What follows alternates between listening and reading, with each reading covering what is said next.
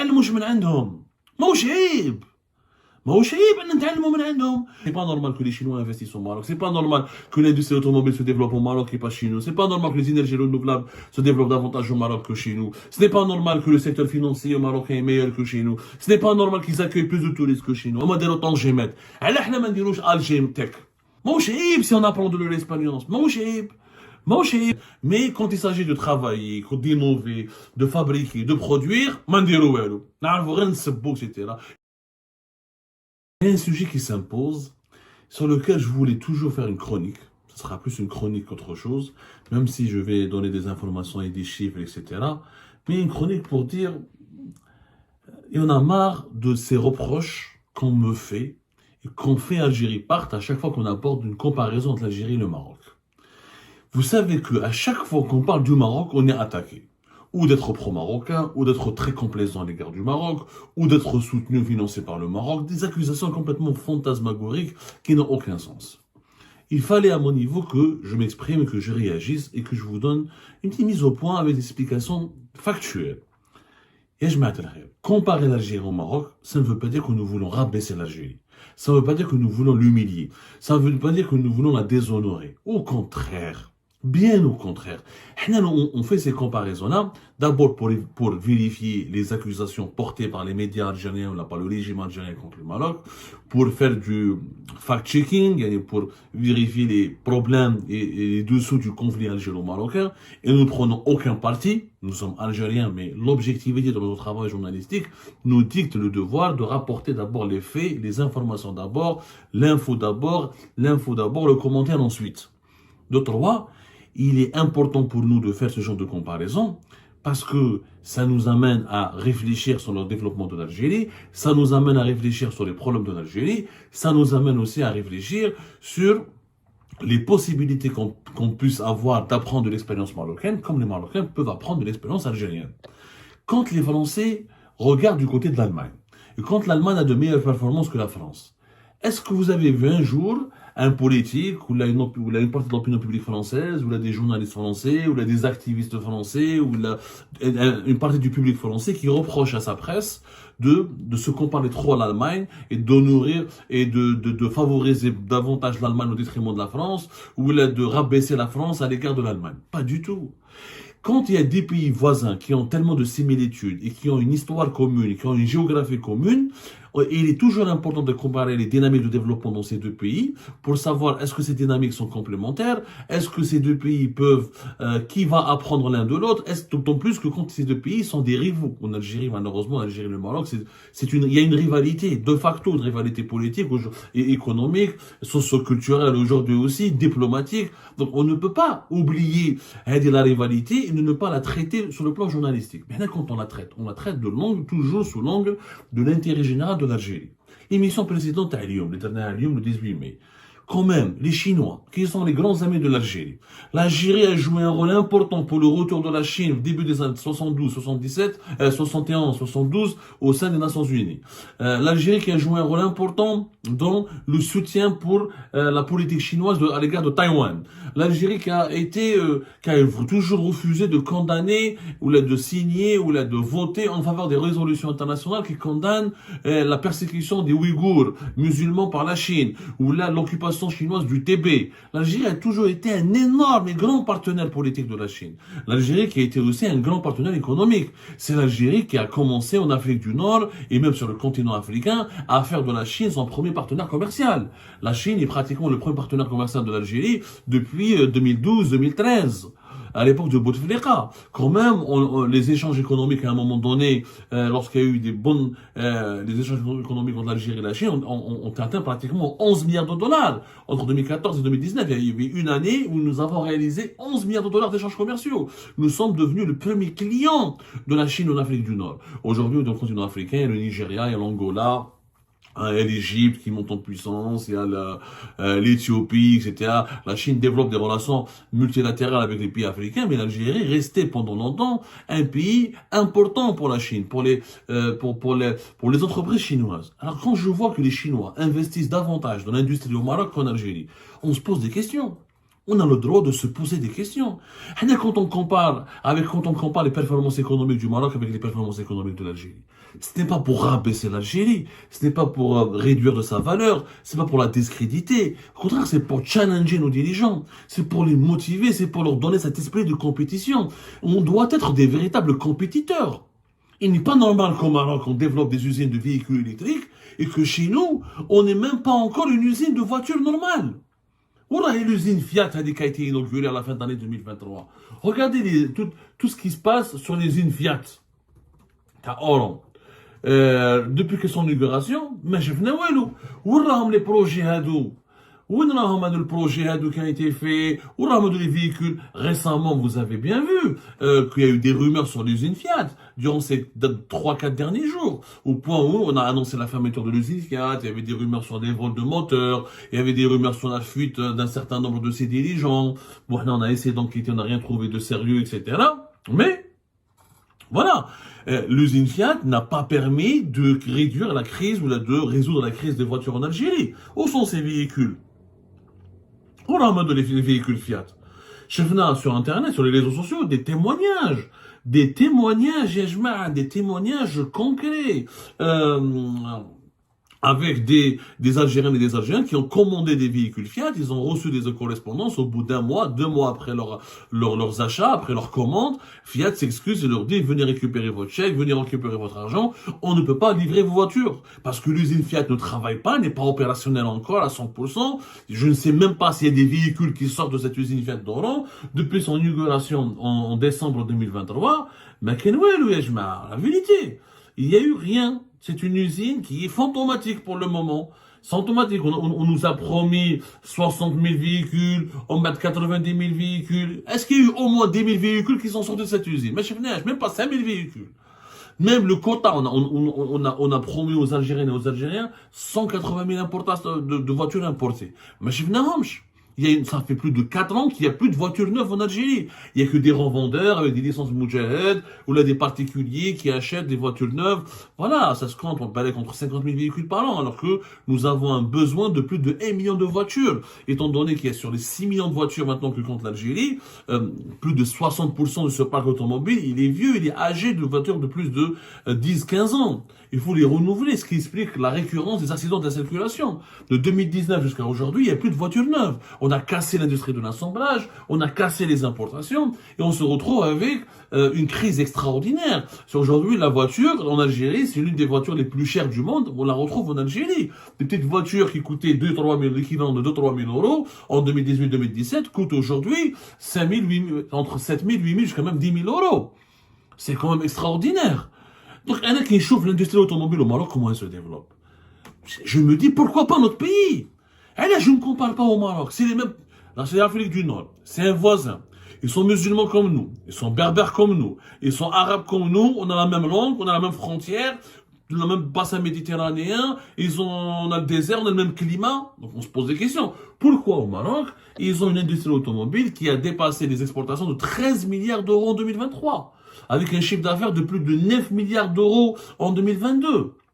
Et il faut se poser la question, pourquoi le Maroc a pu devenir dans le top 5 des exportateurs de voitures vers les pays de l'Union européenne, avec 300 000 véhicules exportés en 2022. Il a dépassé l'Inde, le Japon et la Chine pour exporter les voitures vers l'Union européenne. Donc c'est quand même impressionnant. C'est quand même il y aura 60 nouvelles usines d'équipementiers internationaux dans le secteur de la voiture qui sont en construction au Maroc. 90% de la production automobile marocaine, elle est exportée à l'international. Et 80% de ces exportations sont destinées aux pays européens. Le Maroc compte 260 équipementiers automobiles, dans le câblage, dans les sièges, dans l'intérieur des voitures, dans l'emboutissage, dans le métal, dans les batteries, etc. Il y a Valeo, il y a Delphi, il y a des sous-traitants de Renault et de Peugeot qui sont installés au Maroc. Le Maroc ambitionne 19 milliards de dollars de recettes d'ici 2030 à travers son secteur automobile. Les Japonais et les Chinois, ils ont investi énormément d'argent, pratiquement une quinzaine de milliards de dollars à court, moyen et long terme pour fabriquer des véhicules électriques au Maroc. Aujourd'hui, le Maroc peut produire 700 000 véhicules avec un taux d'intégration moyen de 64%. C'est un exemple. أنا ما نتعلموش من عندهم. ماهوش عيب. ماهوش عيب ان نتعلموا من عندهم ماهوش عيب ان on essaye de les challenger de relever le défi. Pourquoi l'Algérie ne peut pas se doter d'une industrie automobile équivalente à celle du Maroc? C'est possible. L'énergie chinoise est moins chère, la main d'œuvre elle est moins chère, nous avons énormément de foncier. On a une position géographique aussi importante, si ce n'est pas plus importante que celle du Maroc. Parce que nous avons l'accès au marché africain, comme nous sommes proches des pays européens. Au moins, ils sont obligés de passer par la Mauritanie, etc. pour accéder au marché africain. Nous avons une frontière avec l'Afrique subsaharienne.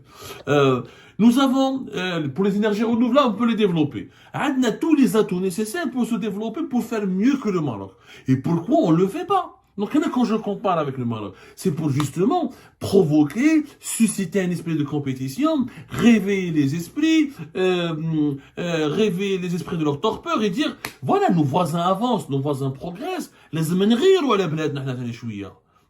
on doit avoir cette jalousie, mais la jalousie, c'est l'envie. Ils ont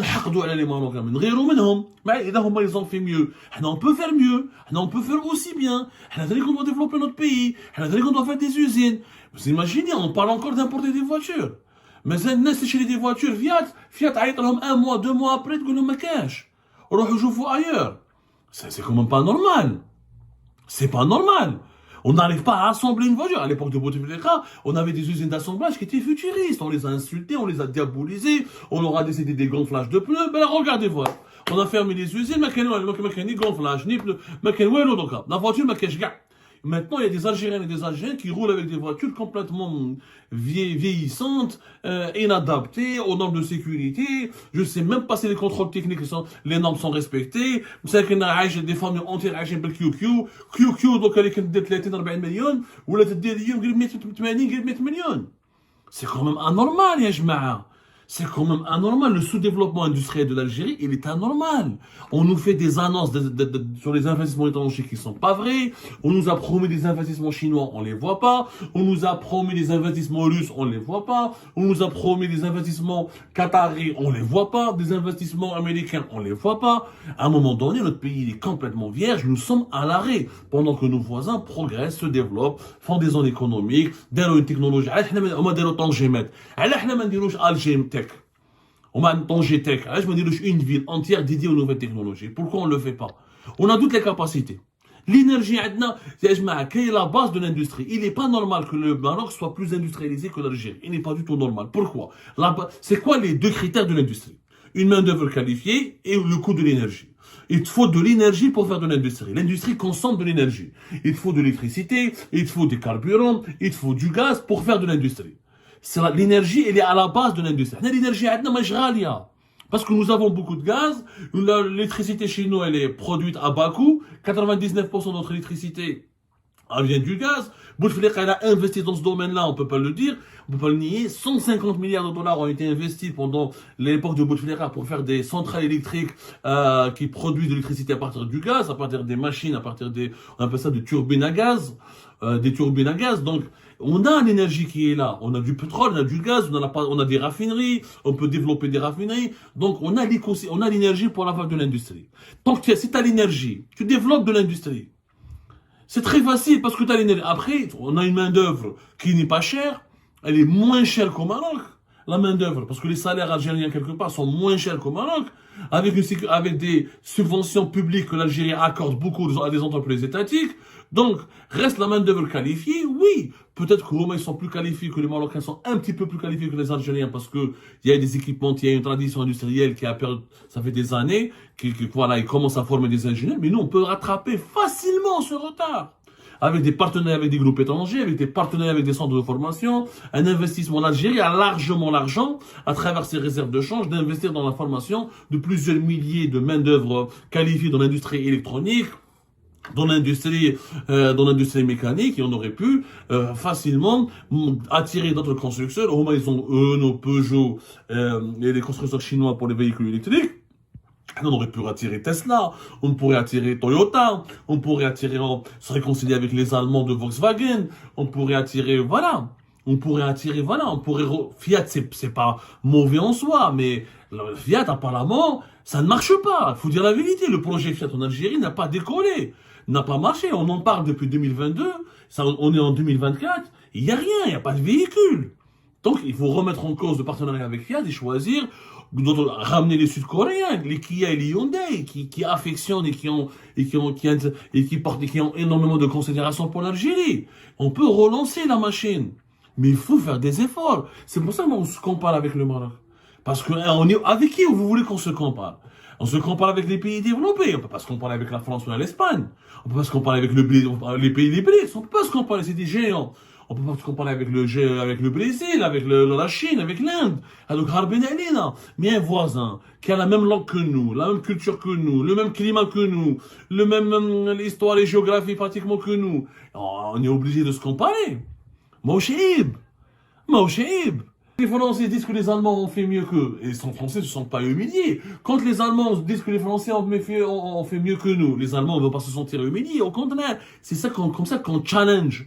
C'est ça l'esprit du challenge. Il faut challenger les pays. Il faut qu'il y ait cette relever le défi de la compétition, relever le défi de la concurrence, se confronter à la concurrence. Voilà, c'est comme ça qu'on se développe. S'il n'y a pas d'esprit de compétition, il n'y a pas de développement. C'est quoi le développement économique mondial? C'est une compétition entre un certain nombre de pays, d'acteurs économiques. C'est ce qui fait que l'économie avance, parce qu'il y a de la compétition. Chacun essaie d'innover, chacun essaie de proposer mieux, d'apporter le meilleur service, d'apporter le produit avec le meilleur prix. Et c'est comme ça que l'économie progresse.